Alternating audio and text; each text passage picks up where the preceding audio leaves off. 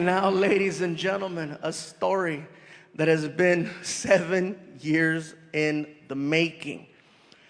I would like for you to now hear, for the first time ever, the other side of that story.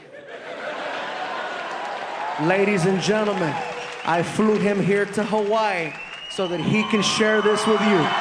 Give it up for my friend, Mr. G. Riley.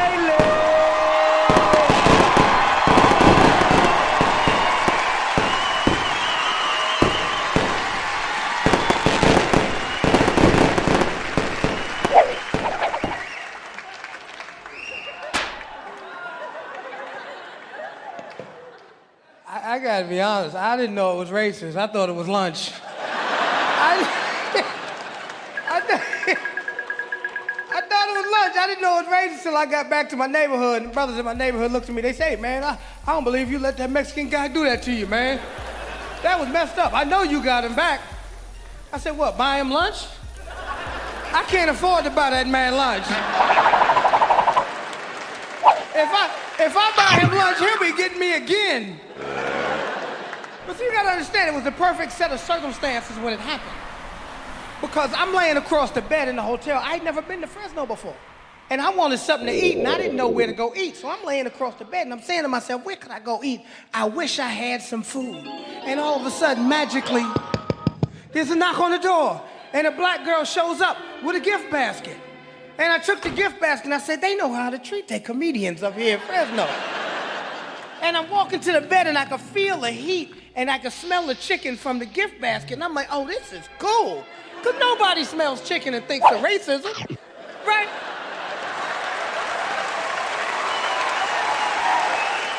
Right, so I see the watermelon. I'm like, oh, this is cool. They know how to treat a comedian up in here. I get to the card, and I look at the card, and I go, what the fuck is going on? I said, oh, my God, I'm working for the Ku Klux Klan.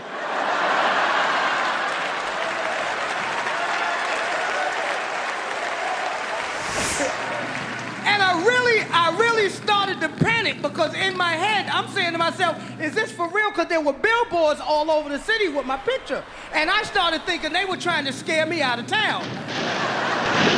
So now I don't know what to do, right? And I start trying to call the promoter, and the promoter's not answering the phone, and it's festering in my head, and I'm nervous, and I'm pacing in the room, and all of a sudden there's a knock on the door, right? And I go, oh my God, they come to get me.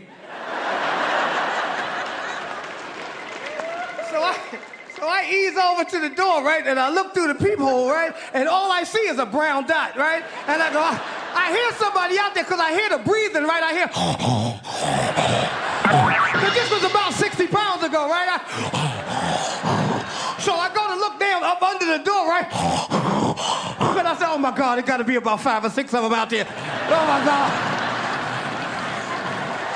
So I figure like this. I figure, okay, you know what? If it's gonna happen, it's gonna happen. You know, if it's gonna happen, I'm gonna go down swinging, right? So I put my best black face on. You know, I tried to look mean. You know, I look like this guy right here. I look like that guy right there, right? And I go, who is it? And they go, Chamber of Commerce. And I'm like, oh my God, the Chamber of Commerce is the Ku Klux Klan. And I'm panicking, so I get to the door, right? And I pull the door open, and when the door opens up, these guys are falling all over the hall, laughing at me. They're rolling all into the cleaning lady's car. The cleaning lady didn't know what was going on, right? She's scared to death because she sees a black dude with no shirt like this, so she grabs the lemon pledge like it's pepper spray, right? She's ready to get...